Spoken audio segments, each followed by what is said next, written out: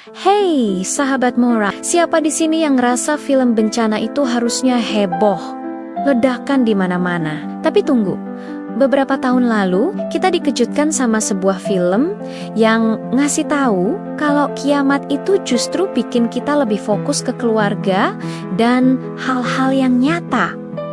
Film itu Greenland pertama di tahun 2020 benar-benar beda.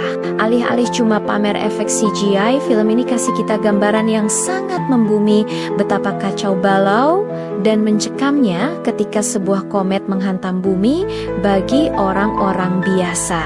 Intinya bukan hanya tentang bertahan hidup, tapi tentang keluarga Gary John, Allison, dan Nathan yang memilih tetap bersatu. Apapun risikonya, konsep ini berhasil banget.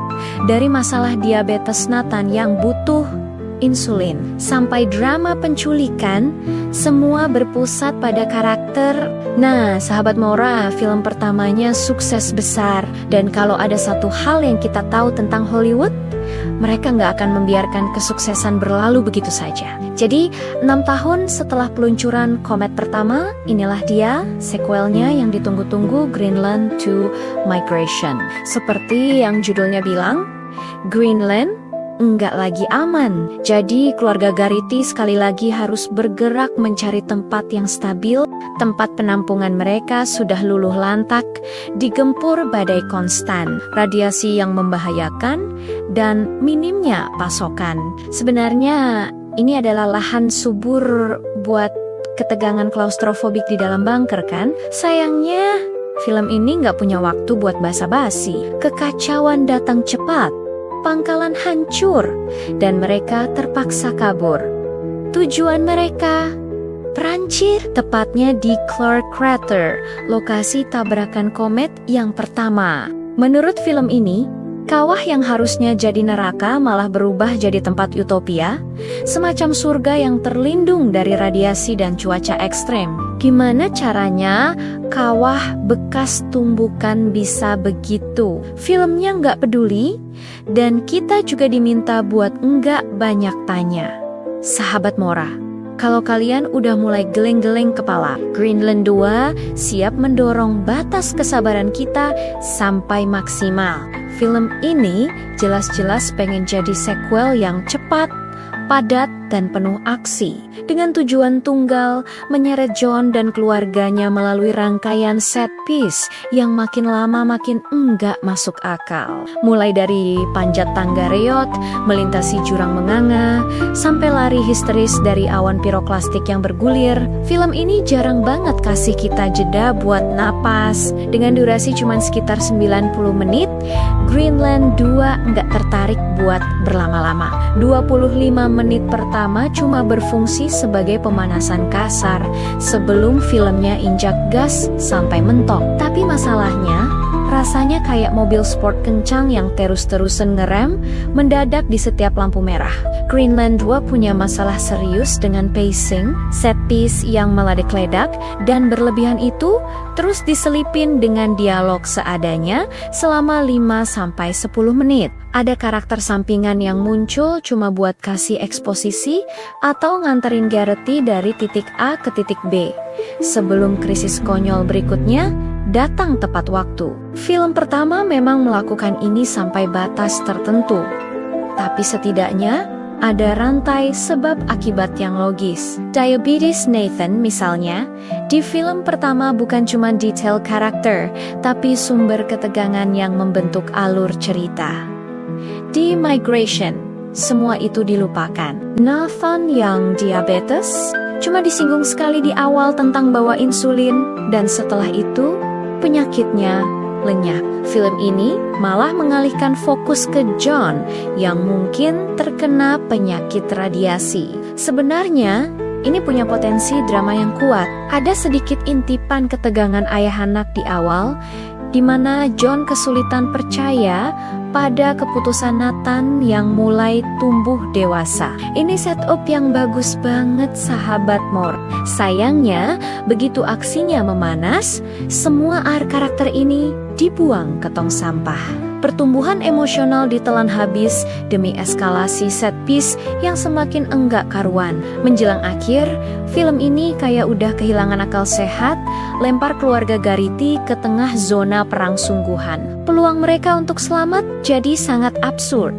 Sampai saya setengah berharap Godzilla ikut nongol dan mengakhiri semuanya.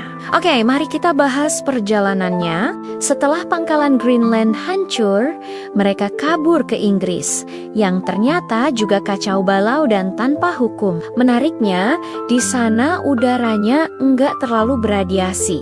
Entah kenapa, mereka akhirnya sampai di Calais, Prancis. Di sana mereka tahu, ternyata Clark Crater itu adalah zona perang. Aliansi Timur, termasuk sisa tentara Prancis, sedang mempertahankan kawah itu dari invasi koalisi Timur yang ingin merebut sumber daya. Mereka akhirnya bisa masuk ke bus menuju kawah, tapi diserang tentara. John tertembak, tapi secara ajaib selamat. Dan inilah puncak kejanggalan, sahabat Mora. Keluarga ini akhirnya tiba di lembah yang luar biasa, Clark Crater, yang bahasa Jermannya Clark-Heinz-Lex-Crater, ternyata adalah surga dunia, air terjun, hutan hijau, lahan subur. Ini adalah tempat di mana umat manusia punya kesempatan kedua. Tapi inilah hal terakhir yang dilihat John sebelum dia menghembuskan napas terakhir. Dia berbisik, hari esok adalah milik kita semua, dan meminta mereka untuk terus maju. Pengorbanan yang manis. Implikasinya jelas, Nathan dan Camille akan memulai kembali peradaban. Tapi film ini benar-benar mengabaikan hal-hal kecil seperti logika. Kalau Clark Crater sebegitu damainya di dalam, kenapa para tentara Mathimation baku hantam di luar kawah dan gak ada yang berani masuk? Dan kemana perginya pengungsi lain di akhir? Siapa yang mengurus lahan pertanian di sana? Pertanyaan-pertanyaan ini mungkin akan jadi materi untuk sequel berikutnya. Apalagi Nathan sempat nyebut soal galaksi Andromeda. Siapa tahu nanti sequelnya jadi petualangan luar angkasa.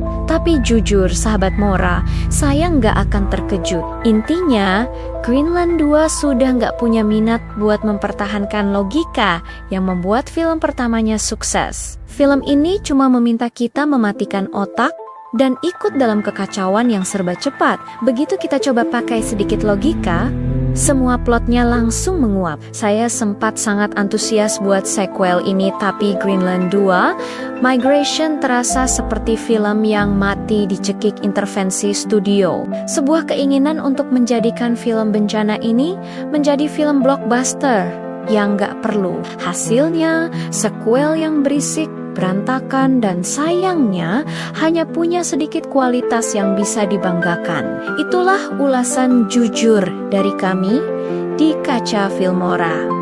Gimana pendapat kalian, sahabat Mora? Apakah kalian tetap tertarik buat nonton Migration atau kalian merasa sequel ini sudah kebablasan? Coba kasih tahu pendapat kalian di kolom komentar di bawah.